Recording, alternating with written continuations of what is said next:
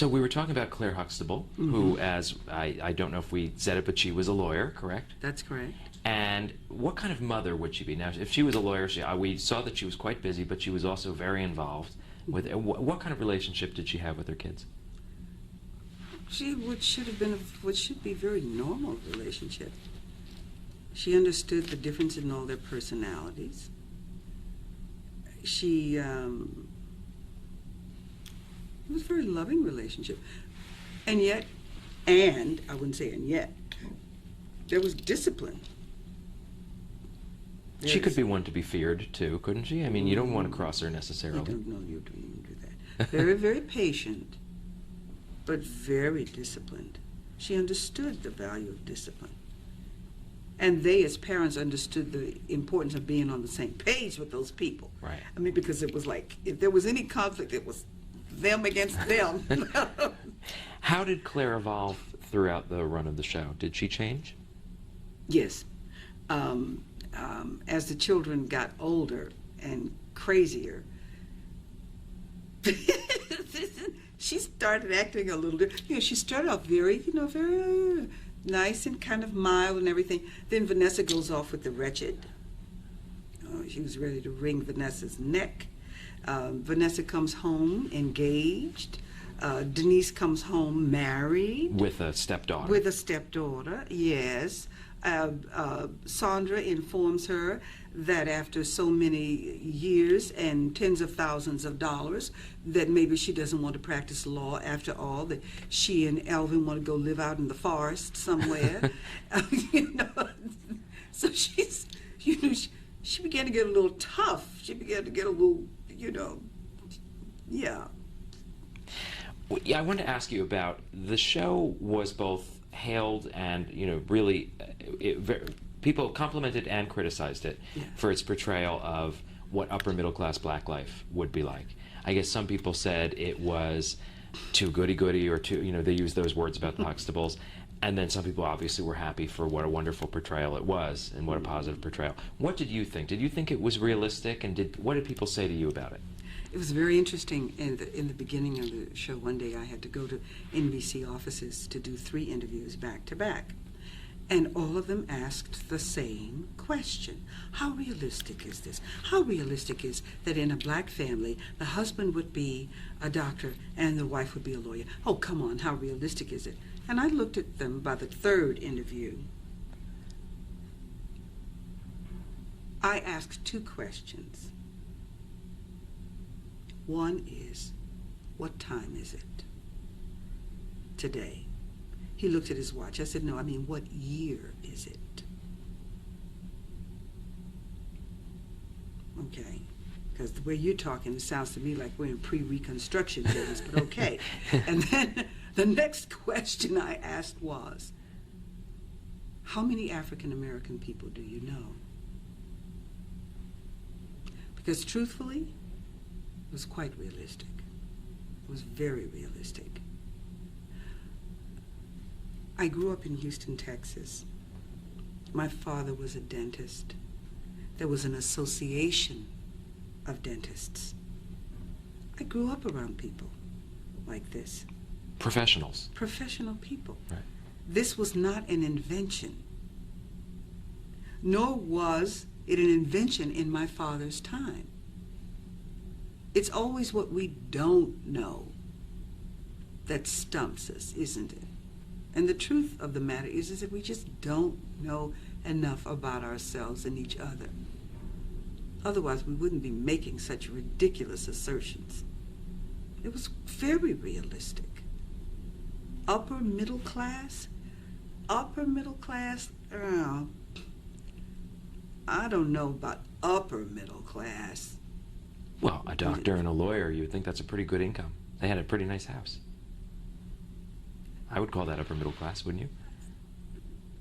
I would call it middle class, but okay. I mean, yeah, then, look at when it was. Yeah. Now look at how much that house would cost today. Now, maybe that's what I'm thinking about, New York and real estate values. Look at doctors and lawyers. Look at young people coming out of these universities today with these degrees in medicine and in law, and how they're having to struggle to come through, and how the practices of law and medicine have changed. who are they serving? What, look at how stuff has changed today. Right.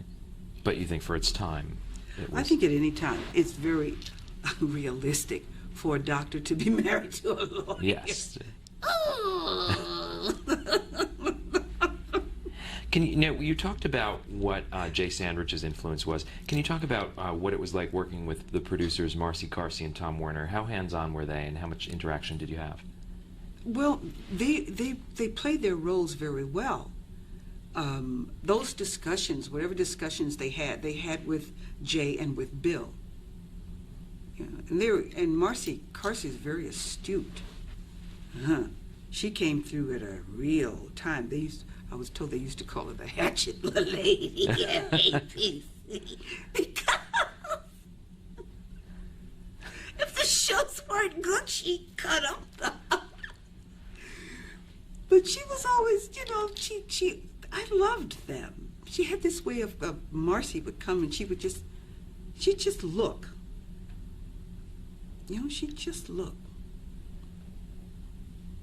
And whatever they said amongst themselves. I must say, as a cast, we were completely removed. And now I realized how well protected we were. Bill really kept that, whatever stuff there might have been, we were not privy to that at all. So it didn't affect the way we worked. We just came and we worked. And when you came and worked, I want to talk about what a typical week would be like, but would you be aware sometimes that scripts would be stronger than others, or how would you make material work that in the beginning of the week didn't seem quite right? Or can you walk me through from getting the script to the end of the shoot? Yes. We would come in on a Monday for the read. And we would read the script. And as time progressed, the cast members, spent less time at the studio on Monday. It actually came to the point where we would come in and read the script and leave. And Bill would sit with the writers, with Jay, or whomever was directing in the latter years, and Tom and Marcy, or Tom or Marcy, depending on who was there. And they would go through their note sessions, and then we'd come in the next day and begin working through the scenes. We begin blocking the scenes. We'd block on Tuesday. Wednesday, we would come in for camera blocking. It's the first day we worked with the cameras. Mm-hmm. We'd be looking at wardrobe on Wednesday. Actually, we'd start looking at wardrobe on Tuesday. Maybe we'd start putting some pieces on. Thursday, we would come in and we'd run the whole entire show in the morning for ourselves with cameras and everything. Thursday afternoon, our first taping would be what was called our dress tape. And it would be before an audience. We would go through everything once. And then we'd have our dinner. And at dinner, we would have notes.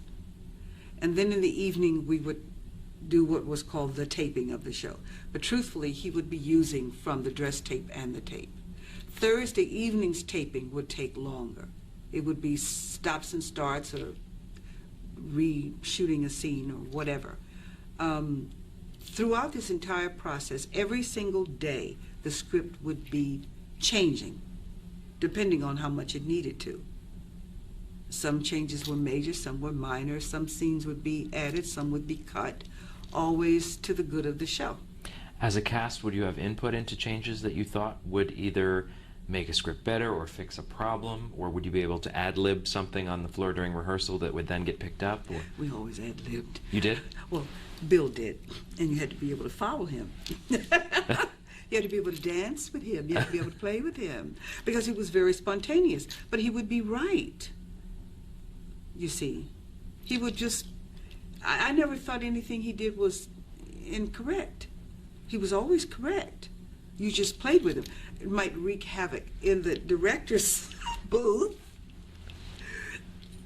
but in edit, Jay could always bring it together, and there would be some great, marvelous stuff that could not have been written.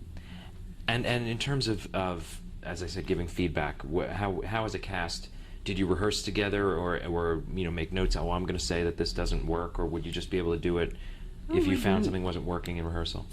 We would just do it and just work like that. We were never looking for problems. We never looked for problems. Our Tell me in the comments, would you be able to handle a situation like that? set was so nice and so calm. When I went to do some guest spots on some of those other shows, I thought, ooh. You knew how good you'd had it.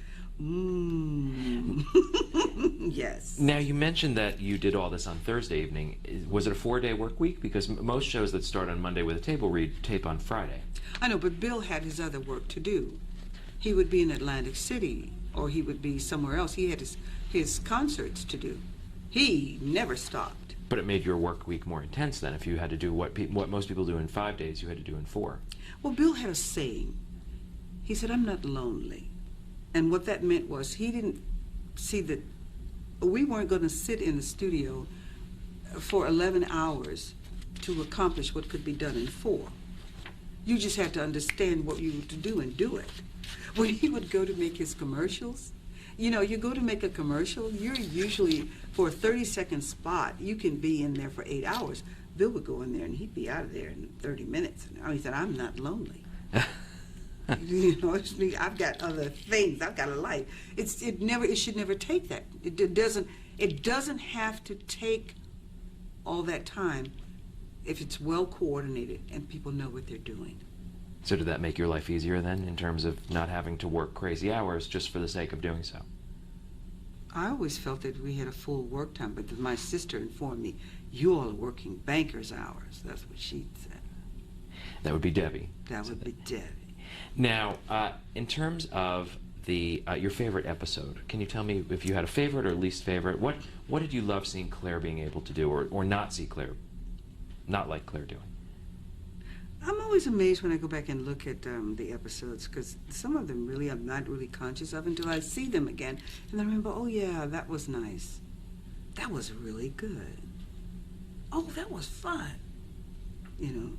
Whether it was singing with Joe Williams or Stevie Wonder, or sitting on the couch with Bill eating cake and having it splayed all over my face at the end, or dancing with Bill.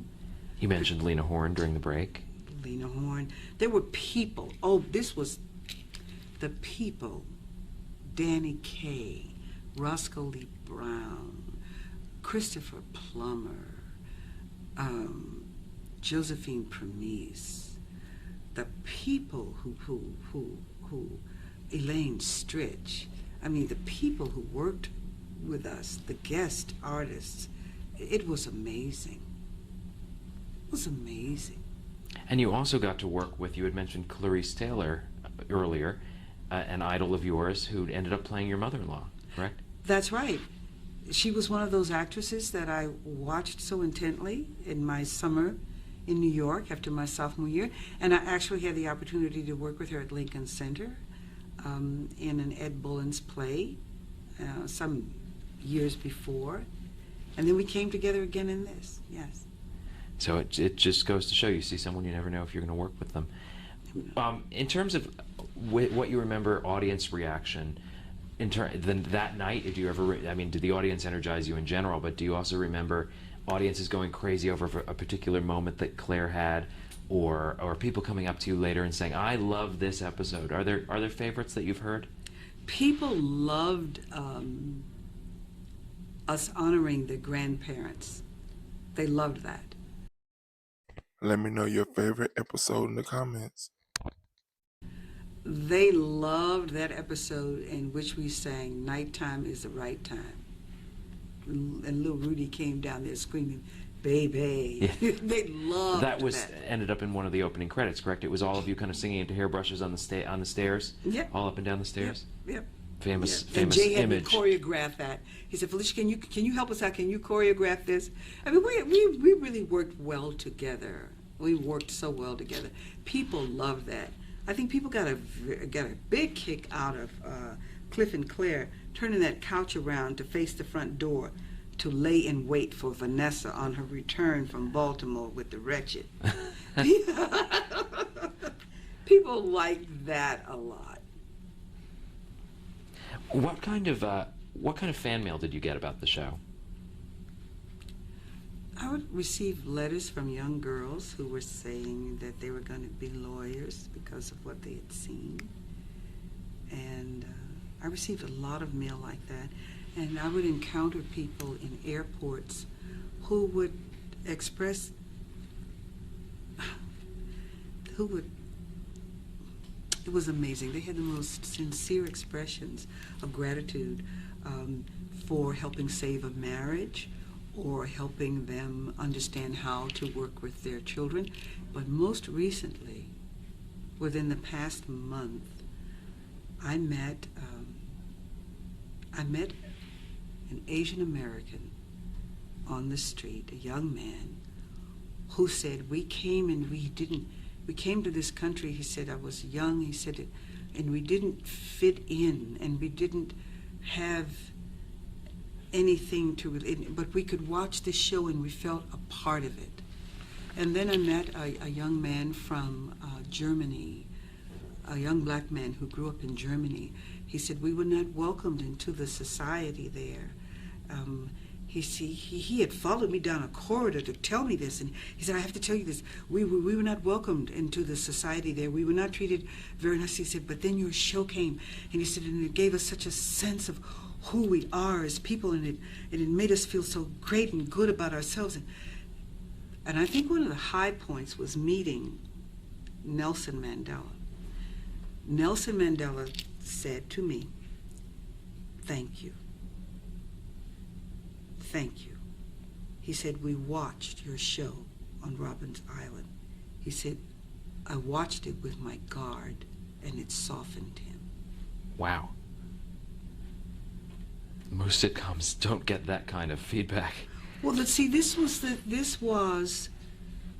the importance of the show. What Bill did in being authentic was show that people are much more alike than we could ever be different. This is what he really did. Do you think that's why it was such a fan favorite, why it caught on so much of that message? Absolutely. Being authentic and being true. People, you don't have to pretend to be other than you are.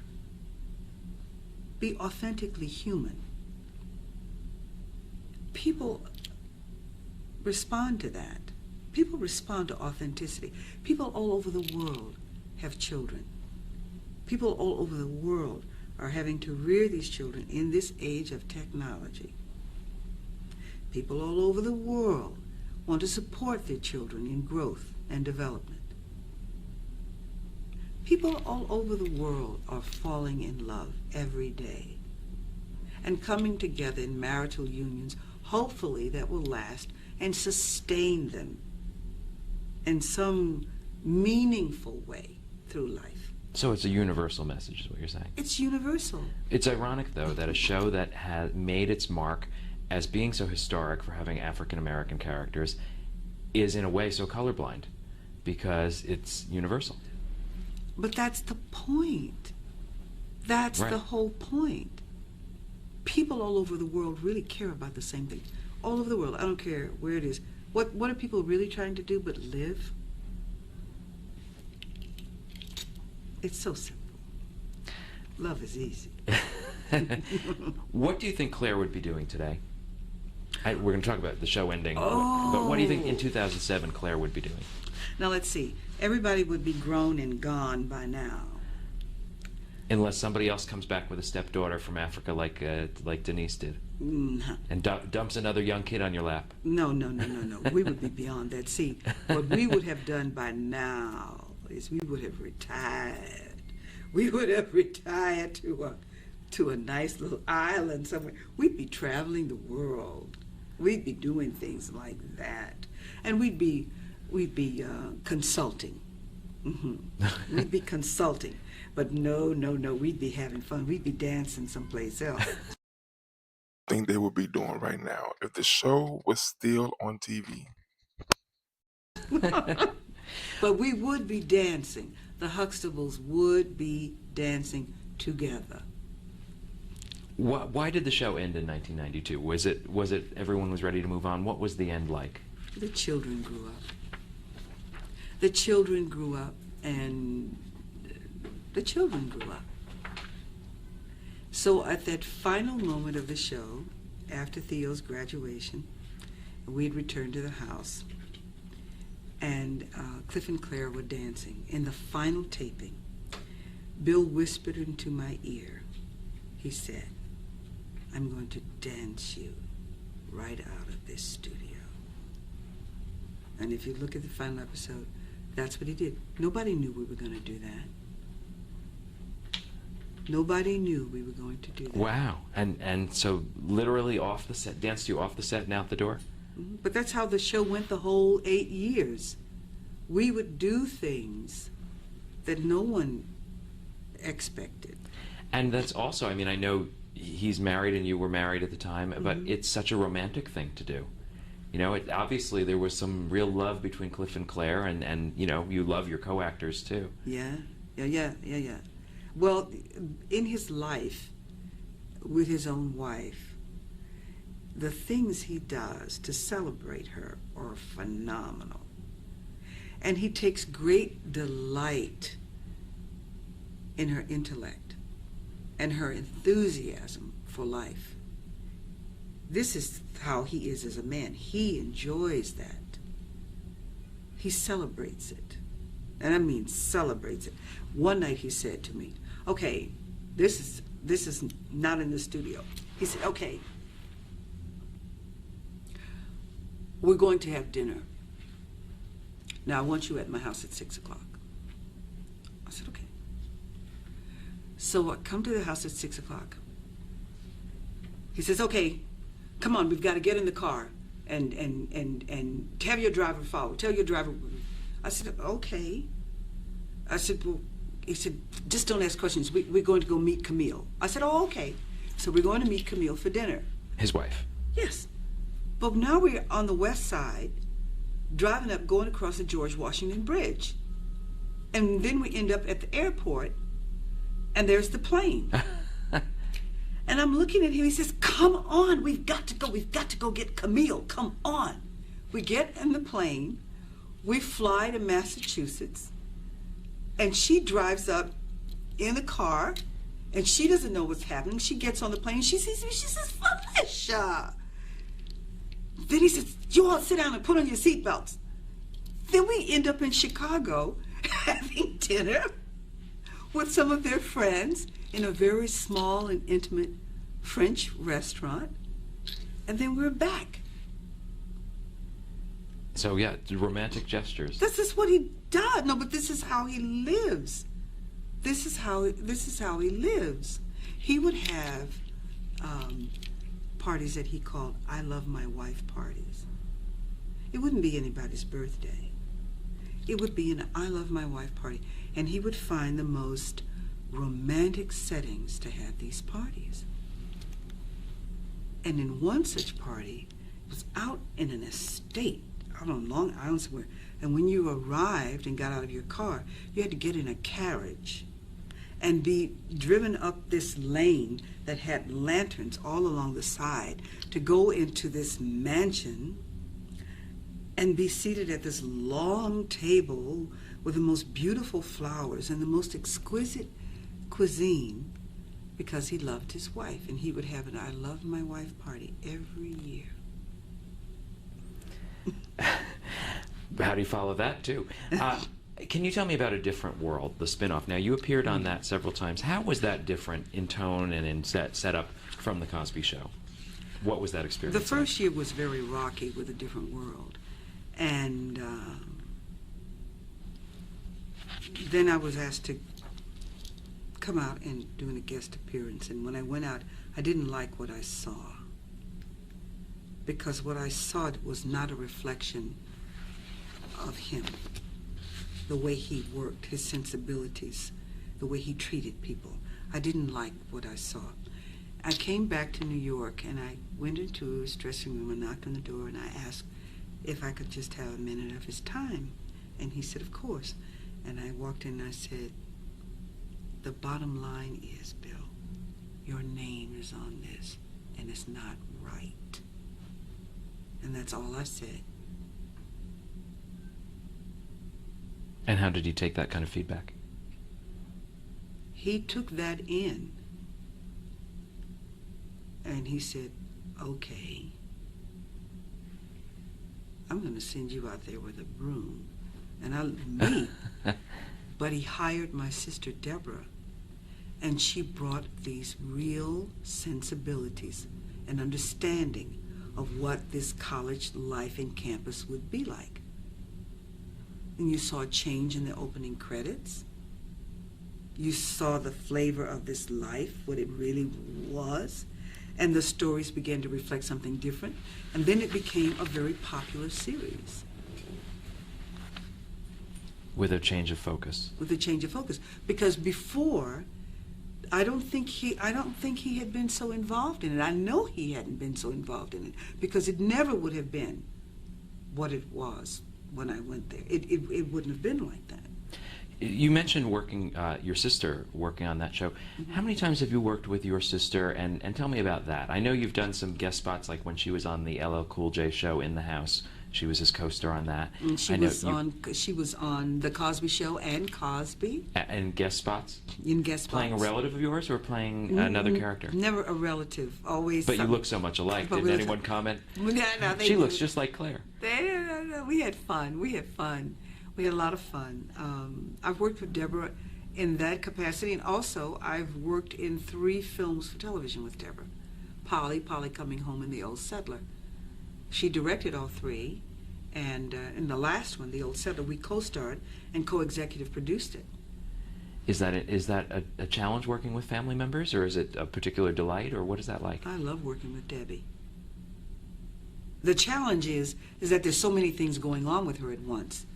To just, that's the challenge, but... Well, she's a hyphenate in terms of director, choreographer, actor. And she has an academy, and she's, got a lot of things going all the time. That is a bit of a challenge, because you always feel like... But she zeroes in, she zeroes in. And she knows what she's doing. She knows what she's after, she knows what she wants, and she knows how to get it. Even out of her older sister? Oh, yeah. She says she's my best director. And I let her say that. Well, when we come back, we're going to talk about the second Cosby series and some of those television movie roles. Okay.